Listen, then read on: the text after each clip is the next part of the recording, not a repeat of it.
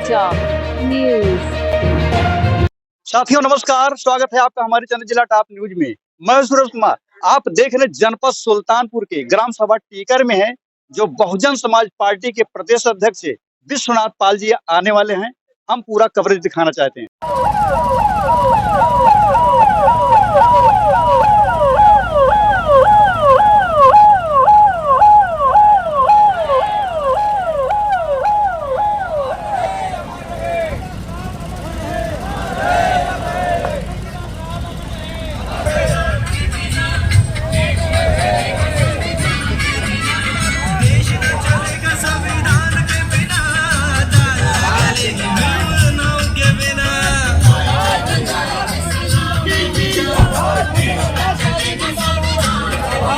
एक मिनट साहब एक मिनट माला लेकर आओ थोड़ा। डॉक्टर अम्बेडकर अमर रहे, कांसीराम साहब अमर रहे, कांसीराम साहब अमर रहे। बहुजन समाज पार्टी जिंदाबाद जिंदाबाद जिंदाबाद, बहुजन समाज पार्टी जिंदाबाद जिंदाबाद जिंदाबाद, बहन कुमारी माधव जी जिंदाबाद जिंदाबाद जिंदाबाद, बहन कुमारी माधव जी विश्वनाथ पाल साहब जिंदाबाद जिंदाबाद जिंदाबाद, विश्वनाथ पाल साहब जिंदाबाद जिंदाबाद जिंदाबाद।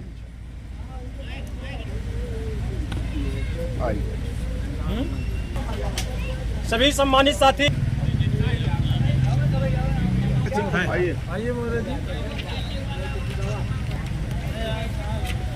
महापुरुषों की विचारधारा पे आधारित एक मिशन है।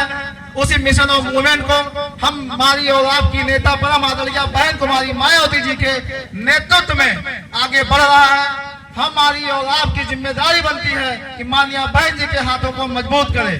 क्यों आज ऐसी स्थिति क्यों आ गई कि बहुजन समाज पार्टी, आज हमें बहुजन समाज पार्टी को मजबूत करना है। ऐसी क्या स्थिति है, मैं उसी पे बहुत साठ में अपनी बात को रखना चाहूंगा।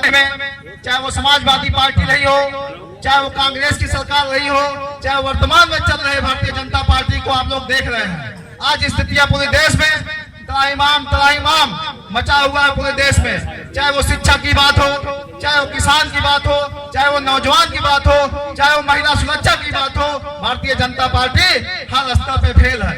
साथियों, बस मैं इतना कहना चाहता हूं कि आज स्थितियां बहुत विपरीत हैं। मुस्लिम के नाम पे, अगड़ा के नाम पे, पिछड़ा के नाम पे, दलित के नाम पे, ब्राह्मण के नाम पे हमको आपको लड़ाया जा रहा है, बांटा जा रहा है। स्थितियां बहुत विपरीत है। लोग हर स्तर पे भारतीय जनता पार्टी का विरोध करते हैं। सब लोग कहते हैं कि भारतीय जनता पार्टी अपनी सत्ता में नहीं आएगी, सरकार में नहीं आएगी, लेकिन फिर भी अभी हाल ही में चुनाव हुआ 4 राज्यों का, आप लोगों ने रिजल्ट देखा कि क्या स्थितियां हुई। लोगों के सोच के विपरीत पूरी तरीके से रिजल्ट आया। लोग जो है चौंक गए कि ऐसा कैसे हो गया। लोग चाह रहे थे कि भारतीय जनता पार्टी सरकार में नहीं आ रही, लेकिन फिर भी वो सत्ता में क्यों आ जाती है। अम्बेडकर अमर रहे, मनोहर कांसीराम साहब अमर रहे, मनोहर कांसीराम साहब अमर रहे। बहुजन समाज पार्टी जिंदाबाद, बहुजन समाज पार्टी जिंदाबाद, बहन कुमारी माधव जी जिंदाबाद, बहन कुमारी माधव जी जिंदाबाद। बीएसपी की क्या पहचान, बीएसपी की क्या पहचान, बीएसपी की क्या पहचान। बहुत बहुत धन्यवाद माननीय मुख्यमंत्री जी से। इस देश में रहने वाले सभी जाति धर्म समाज के हित में चला रही है। माननीय बहन जी सभी जाति धर्म समाज के गरीबों के विकास के लिए चला रही है, और ये चीज उन समर्थन करने वाली पार्टियों को अच्छा नहीं लगता था, इसलिए बहन जी की सरकार को गिरा दिया। सही है कि नहीं? तो इस देश के, इस प्रदेश के, इस उत्तर प्रदेश की जनता ने सोचा कि कारण क्या है जो सरकार गिरा दी जाती है। क्योंकि बाबा साहब ने कहा था कि इस देश का संविधान हमने बहुत अच्छा बनाया है, लेकिन अगर इस देश के हुकूमत करने वाले लोग इस संविधान को नियत करके लागू नहीं करेंगे तो ये अच्छा संविधान भी अच्छा काम नहीं कर पाएगा। आप अक्सर देखते हैं कि जहां बाबा साहब की तस्वीर लगी होती है, बाजारों में, गांव में, तमाम अम्बेडकर पार्कों में, तो आप देखते हैं कि बाबा साहब के हाथ में एक संविधान होता है। एक हाथ ऐसे रहता है ना, और एक हाथ से इशारा करते हैं। क्या इशारा करते हैं? बाबा साहब इशारा करते हैं इस संविधान में हमने सभी जाति धर्म समाज के लोगों को बड़ी मेहनत से वोट देने का अधिकार दिया है, वोट देने का अधिकार दिया है। अगर इस वोट का सही उपयोग कर लिए तो इस देश के प्रधानमंत्री की कुर्सी पर बहुजन समाज का कब्जा हो जाएगा, और जब इस देश के प्रधानमंत्री की कुर्सी पर बहुजन समाज का कब्जा हो जाएगा तभी इस देश में ये मेरा बनाया हुआ संविधान पूरी ईमानदारी से लागू हो पाएगा। ये किसने कहा था?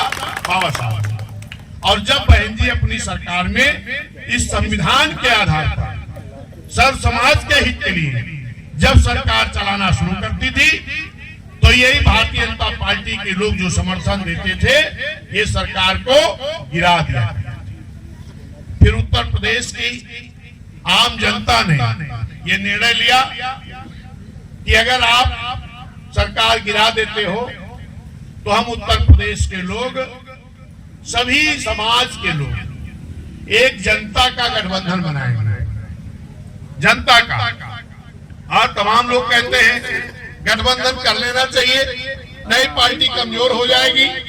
आप ये बताओ 2007 में क्या बीएसपी का किसी से गठबंधन हुआ था? नहीं हुआ था ना, लेकिन गठबंधन हुआ था जनता से। कौन सी जनता?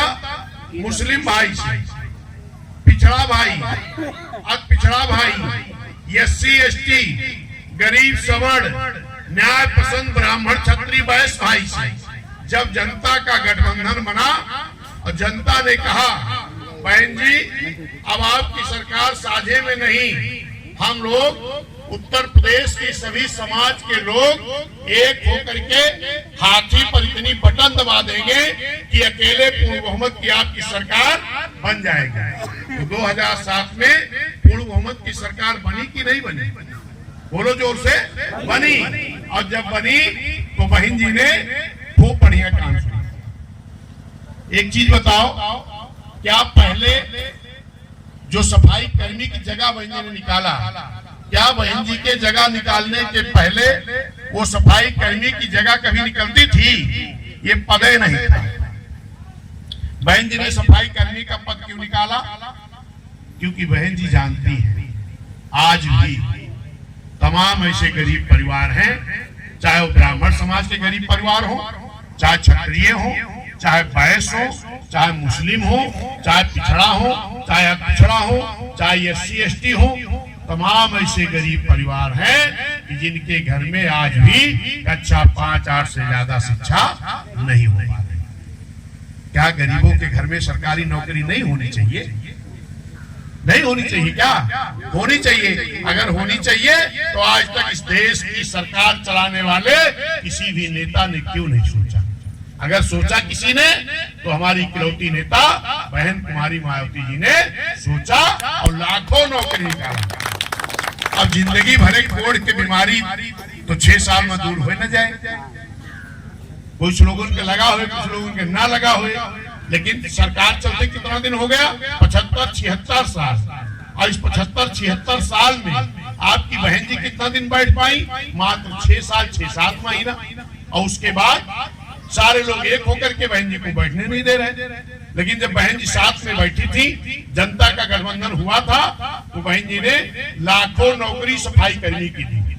माननीय बहन जी ने फिर बैकलॉग की भर्ती किया, पुलिस की भर्ती किया, मास्टर की भर्ती किया, सेक्रेटरी की भर्ती किया, पार्क में गार्ड की भर्ती किया। तमाम नौकरियां मेरे भाइयों बहन जी ने देने का काम किया। जब बहन जी ने जिला बनाया तो उन जिले का नाम किसके नाम रखा? अपने बहुजन समाज में जन्मे संत गुरु महापुरुषों के नाम। किसके नाम? बहुजन में जन्मे संत गुरु महापुरुषों के नाम। जैसे आपके सुल्तानपुर से अलग एक जिला बना मेठी, उसका नाम किसके नाम रखा गया? छत्रपति साहू जी महाराज नगर। छत्रपति साहू जी महाराज कौन थे? कुर्मी समाज में जन्मे, पिछड़े बैकवर्ड समाज में जन्मे, आरक्षण के जनक, बहुजनों के मसीहा। और उनके नाम बहन जी ने जिला बनाया। इस जिले को किसने मिटा दिया? जोर से बोलो। समाजवादी ने। क्या दुश्मनी थी भाई? ये महापुरुष किस समाज के थे? उर्मी बैकवर्ड समाज के। अब जिस मुख्यमंत्री ने खत्म किया वो मुख्यमंत्री कौन से समाज के थे? बैकवर्ड के। जरा ध्यान दो, बैकवर्ड के समाज में जन्मे संत गुरु महापुरुषों के नाम से अगर बहन जी ने जिला रखा तो उस जिले का नाम कौन मिटाया? एक बैकवर्ड का मुख्यमंत्री। और बहन जी ने किसके नाम रखा? संत रविदास नगर, संत कबीर नगर, जोधबा फूले नगर, गौतम बुद्ध नगर, भीम नगर, डॉक्टर बी.आर. अम्बेडकर नगर, मानोर कांसीराम नगर, गौतम बुद्ध नगर, रमाबाई नगर। ये सब कौन थे? ये बहुजन समाज में जन्मे संत गुरु महापुरुष थे। और इनका नाम किसने मिटा दिया? जो आज अपने आप को कहते हैं कि हम भी शुद्ध समाज हैं, हम भी ओबीसी के हैं। अगर आप ओबीसी समाज के हो, आप शुद्ध समाज में जन्मे हो, तो मैं तो कहता हूँ ये SC ST OBC समाज के महापुरुष। लेकिन आपकी भाषा में समझ लो तो शुद्ध समाज के महापुरुष। तो आप भी अगर उसी समाज के हो, समाजवादी पार्टी के नेताजी, तो आपने महापुरुषों के जिले का नाम बदल के इनका अपमान करने का काम क्यों किया? ये आपको सवाल करना पड़ेगा। आज भाजपा क्या कहती? बेटी पढ़ाओ बेटी बचाओ। हमारी बेटियां खुश हो जाती। अगर बेटी पढ़ाओ और बचाओ की नियत आपकी होती तो बहन जी जो साइकिल दे रही थी, आप साइकिल देना नहीं बंद करते। अगर आप बेटी पढ़ाना चाहते थे तो बहन जी 25,000 दे रही थी, वो 25,000 देना नहीं बंद करते। सही की गलत? बंद हो गया कि मिल रहा? बंद हो गया ना? तो जरा उनके कहने में और करने में फर्क समझो। लेकिन भाजपा वाले क्या कहते हैं? पाल साहब चाहे जितना समझाओ, हम तुहार वोट तो 5 किलो राशन पे ले लेंगे, साड़ी बटुआ के ले लेंगे, 200 रुपए दे के ले लेंगे।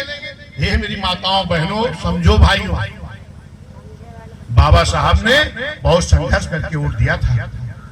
अगर बाबा साहब ये जानते कि मेरे खानदान के लोग इस मेरे वोट को राशन पे बेच देंगे, गैस सिलेंडर पे बेच देंगे, 200 रुपए भी बेच देंगे, शराब पे बेच देंगे, तो मेरे बाबा साहब इस वोट के अधिकार के लिए लड़ते नहीं।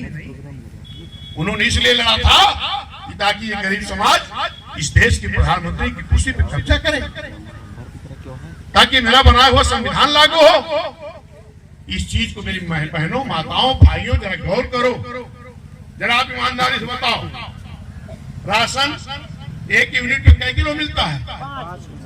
और जब ये राशन पैसे से मिलता था तो शायद याद होगा कि 2 रुपए किलो शायद चावल था, 2.5 रुपए किलो गेहूं राशन की दुकान पे, यही था। चलो 3 रुपए मान लो, तो 5 किलो राशन 1 यूनिट पर। अगर 3 रुपए मान लो तो कितना दाम हो गया? 15 रुपया। 15 रुपए का फ्री 1 यूनिट पाते हो। और राशन की दुकान के बाहर कोई भाजपाई बैठा रहता है, क्या कहता? माता जी, बहन जी, भाई जी, पिताजी फ्री में पा गए ना मोदी के राज में? आप कहते हो हाँ, बड़ा खुश हो जाते हो। कितना ही मिलता? 15 रुपए का। खुश होने की जरूरत नहीं है। आप कह दो कि मुझे फ्री का राशन नहीं चाहिए। मेरी बहन जी ने सरकारी जमीनों को पट्टा करने का काम किया था, मेरी बहन जी ने नौकरी देने का काम किया था। मुझे फ्री का राशन ना दो, मेरी बेटियों को शिक्षा दे दो, मेरी बेटियों को साइकिल दे दो, मेरे बच्चों को नौकरी दे दो, मेरे लोगों को जमीन दे दो। अगर एक भी नौकरी हमारे घर में आ गई तो हम अच्छा से अच्छा राशन, अच्छे से अच्छा कपड़ा, अच्छा से अच्छा दवाई हम करा लेंगे। नहीं चाहिए फ्री हमको, ये मेरे साथियों। लेकिन हम उसी को वोट दे देते हैं। अब जरा बताओ, 1 यूनिट पे 5 किलो का दाम 15 रुपया।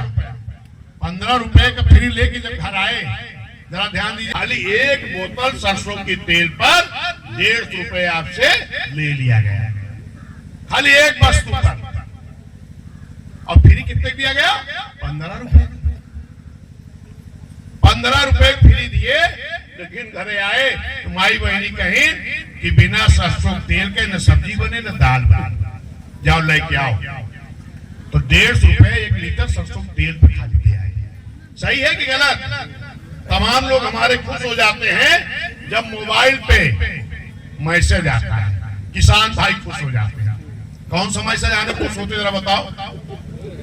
2000 सम्मान निधि, हे मेरे भाई 2000 सम्मान निधि पाके खुश तो होते हो, लेकिन क्या आपने कभी गौर किया कि पहले आपकी खाद की बोरी कई किलो थी? जरा जोर से बोलो, कई किलो थी? अब कई किलो हो गए? 5 किलो कहाँ? इसको सोचा कभी आपने? दाम कम हुआ क्या? बढ़ गया। मतलब हर खाद की बोरी से 5 किलो खाद भी गायब है और दाम भी बढ़ गया।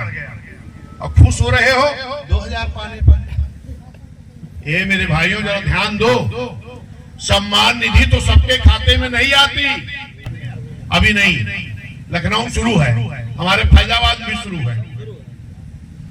क्या शुरू है कि जैसे पाइप पड़ती है पानी की टोटी, ऐसे गैस सिलेंडर की पाइप का कनेक्शन हो रहा है, और जब पाइप से कनेक्शन हो जाएगा तो सिलेंडर खाली हो जाएगा। ये पहले कहाँ हुआ? गुजरात में, चंडीगढ़ में, महाराष्ट्र में, पंजाब में।